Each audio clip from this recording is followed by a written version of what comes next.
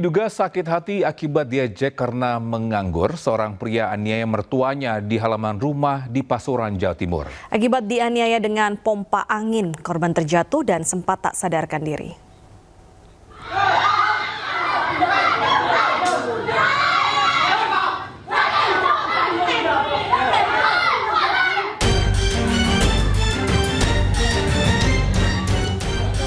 Warga histeris dan panik melihat tetangganya, Asifah, 65 tahun, dianiaya menantunya sendiri di halaman rumahnya di Desa Karangasem, Kecamatan Wonorejo, Pasuruan.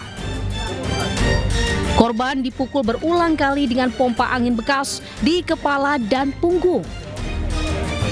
Warga pun berupaya menolong korban dan mengamankan pelaku di lokasi kejadian.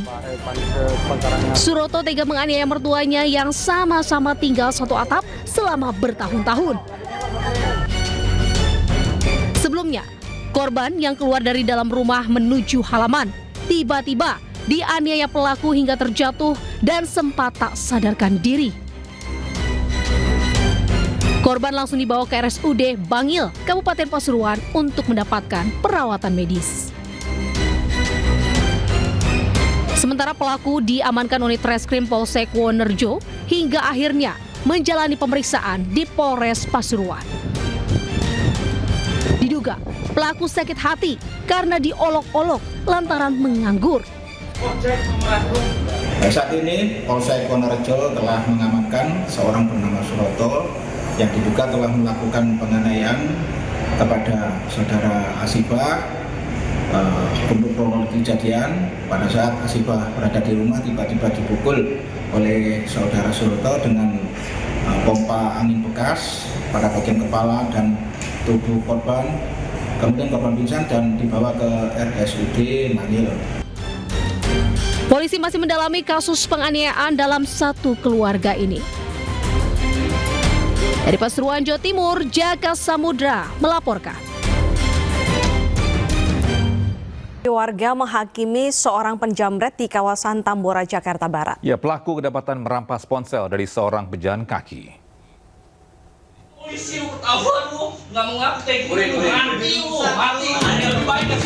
Seorang pemuda pelaku penjamretan babak belur dihakimi warga di Jalan Duri Utara, Tambora, Jakarta Barat.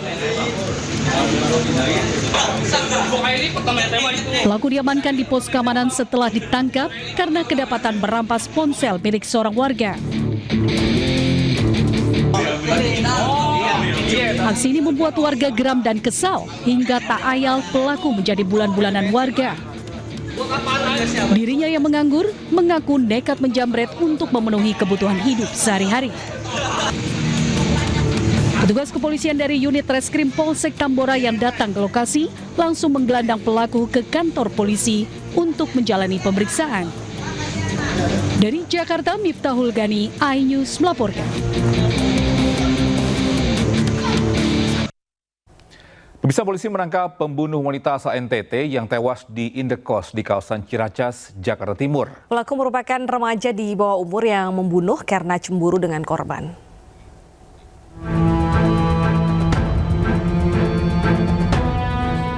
FF hanya bisa tertunduk saat diamankan unit perlindungan perempuan dan anak Polres Metro Jakarta Timur usai membunuh teman wanitanya Irna Kulata Murni beberapa hari lalu.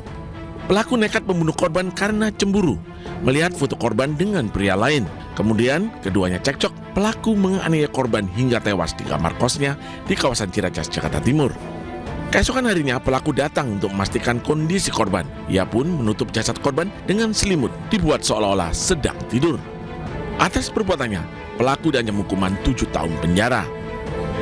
Berbincang-bincang sambil mengecek HP, korban lalu didapati foto korban bersama pria lain yang tidak dikenal dan terjadi adu mulut percekcokan sehingga ABH menjadi cemburu dan marah besar sehingga memaki korban dan korban berteriak minta tolong. Dikarenakan korban berteriak minta tolong, ABH menutup mulut dan mencekik batang leher korban dari depan atau belakang. Sebelumnya, Irna Kulata Murni, mahasiswi berusia 23 tahun, ditemukan tewas di dalam kosnya di Ciracas, Jakarta Timur. Korban dianiaya hingga meninggal dunia oleh kekasihnya FF yang masih berusia 16 tahun. Dari Jakarta, Rio Manik, iNews melaporkan. Polisi menangkap 5 pemuda di Klaten, Jawa Tengah yang terlibat aksi teror dengan melakukan penganiayaan di 2 lokasi berbeda. Ya, sementara itu di Denpasar, Bali, penganiayaan terjadi antara penghuni indekos.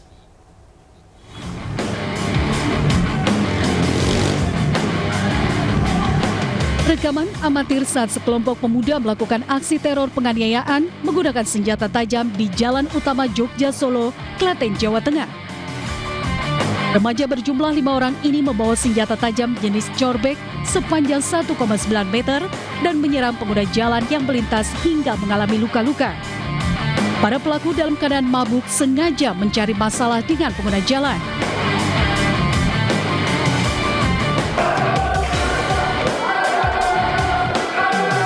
Aksi penganiayaan terjadi di sebuah indekos di Jalan Glagor, Indah Pemogan, Denpasar Selatan. Akibatnya korban mengalami luka di bagian punggung karena sabetan senjata tajam.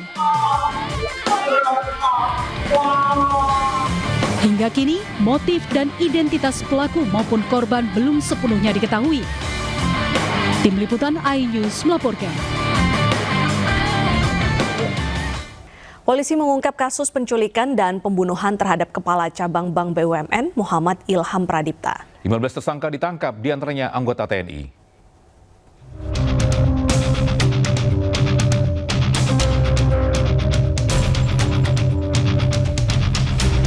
Direktur Reserse Kriminal Umum Kombes Pol Wira Satya Triputra mengungkap 15 peran tersangka.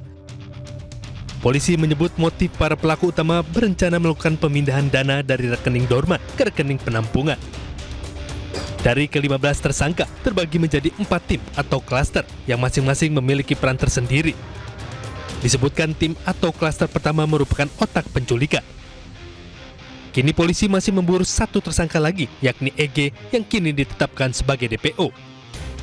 Selanjutnya, tim gabungan dari Subdit Resmob dan Jatan Ras setelah melakukan serangkaian penyelidikan dan pendalaman dengan mengumpulkan keterangan saksi-saksi maupun alat bukti yang ada, alhamdulillah akhirnya kami berhasil mengamankan sebanyak 15 orang tersangka.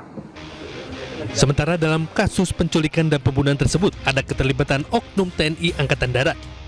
Disebutkan oknum TNI tersebut berperan sebagai penculik korban.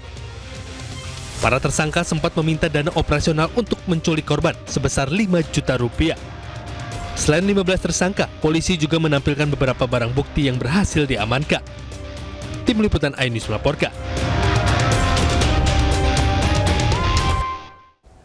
Sementara itu, 2 oknum TNI, Kopda FH dan Serka N diberikan uang sebesar 100 juta rupiah untuk menculik kepala bank BUMN. 5 juta telah diberikan di awal dan 95 juta sisanya untuk operasional tim yang menculik korban. Rabu, tanggal 20 Agustus, Serka N bertemu dengan saudara JP di salah satu bank swasta di wilayah Jakarta Timur.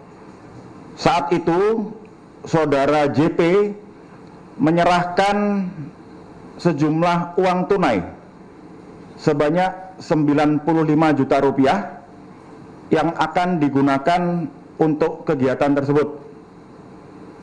Selanjutnya, setelah diterima oleh Serka N, uang tersebut dibawa dan diberikan kepada Kopda F di sebuah kafe di wilayah Rawamangun. Kemudian setelah Kopda F menerima uang, kemudian Kopda F menghubungi saudara EW untuk bertemu di sebuah kafe. Kemudian setelah dihubungi, saudara EW datang bersama dengan 4 orang lainnya dengan inisial saudara AT, saudara JR, saudara RA, dan saudara EW.